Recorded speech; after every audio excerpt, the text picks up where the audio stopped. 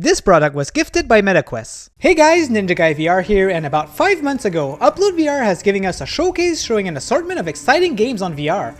Ember Souls was one of the game on there, and it definitely caught my attention since the trailer was showing a very promising full-fledged action-adventure that seems inspired by the Prince of Persia series. Fast forward to today, I've played and completed the game to its fullest, and it's time for me to share my complete opinion on the game.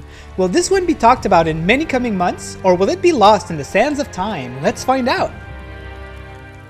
Ember Souls came out on November 21st, 2024 for $24.99 and is available for the MetaQuest 2, 3, and 3S. The game was developed by Virtual Age, who are known for Guardians Frontline, a game inspired by Halo and also contains some cool strategy mechanics in there.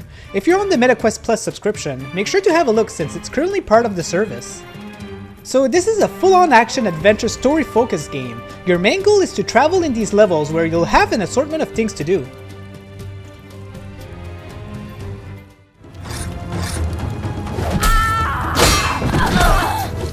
First, I want to talk about the combat. I've heard many having mixed opinion on it, but I personally enjoy it. You get a lot of mechanics that you can use to your advantage. You have your typical sword that you can swing to deal damage to the enemy, but let's say that there's an archer at a distance. I love picking up my small dagger and throwing it at them so they don't disrupt me from my close combat. And when you are overwhelmed by enemies, you have special abilities that you can do, like a big push, or flames coming out of your hands for example. But you acquire many more abilities that you can take advantage of. Some enemies have armor, so you have to make sure to hit them at spots that they can't block. And there's a variety of enemies like skeletons, mages, and even bats. I had a fun time in the combat most of the time. Another part of the game is the parkour, and this is where the Prince of Persia mechanics comes into place. So you'll get parts in the game where you'll have to do some wall riding to reach an obstacle, or when you're very high and you need to reach the ground floor, you'll get parts where you have to grab a banner to slide down without getting fall damage. You will also encounter rooms with some deadly traps that you have to avoid with some quick time reaction. The main protagonists also have possession of a bow and arrows, which can be useful sometimes to activate grabbable sections and things like that.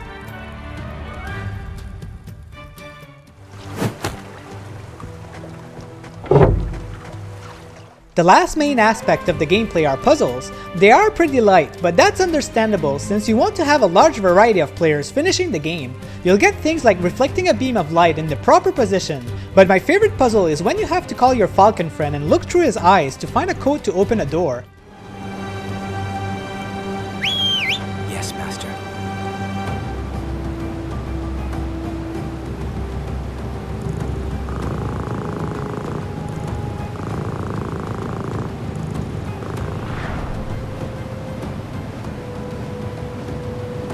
It just brings a little bit of variety that I appreciate. There are some optional and mandatory puzzle sections.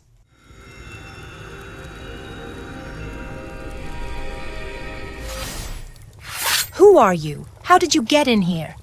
The main protagonist is called Kasim, and you go on a trip to find out what has happened to your immortal friends at the palace. To your surprise, you're greeted by a falcon named Alshane, and you learn that all of your friends has either been killed or possessed by some dark magic that's happening.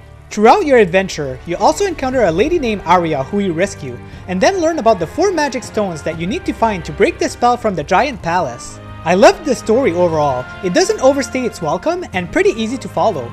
There are some nice interaction between the falcon and the hero. Sometimes they even have some small funny moments. Well done, Master. Now we need to get out of here. Try the other lever. Wait, what if the other lever just turns the gas back on? There's only one way to find out. Right, sure. Well, the forge is directly below. Yeah, but I'm not about to just jump into the abyss without a plan. Right, Alshane? Alshane? Although, one nitpick that I have is that they both have kind of a similar voice, so sometimes it would take me a moment before I could differentiate both voices. I've learned that the developers are actually reworking the voices, so we should see a new patch for it sometime soon, so this could definitely not be an issue in a bit. Something that was also recently added is positioning audio, so you'll know exactly who's talking by knowing where they're talking from.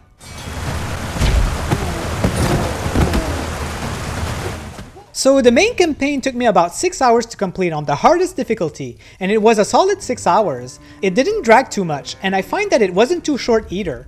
There are some replayability aspects since there are prisoners and collectibles that you have to find in all 15 levels of the campaign.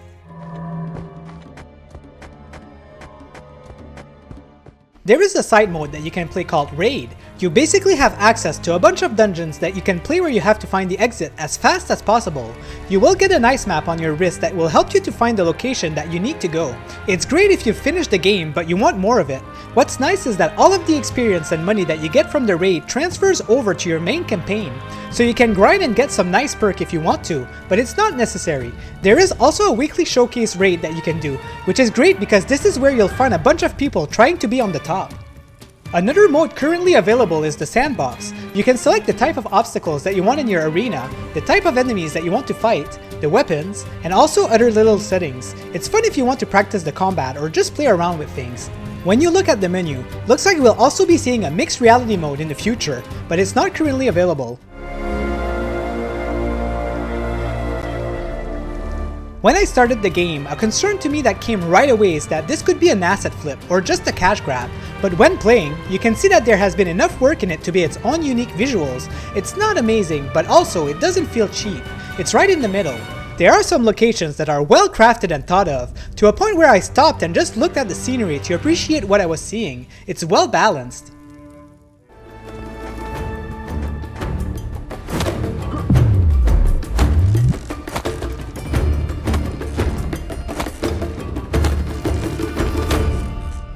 The music did stand out to me. I was not expecting that. I find that the composition just really hits well with the style of the game and just plain well done. I especially love around the end of the game where the music gets intense. I just wish that the intensity of the song would last longer because I really was vibing during that part. So, you know, the game is not perfect.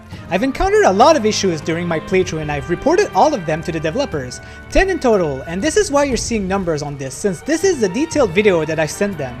Thankfully, the devs are super committed at fixing and tweaking the game and we've just received a new patch that fixed many of the issues that I had. Like this bug where I got transported to another dimension for example. You won't see that one.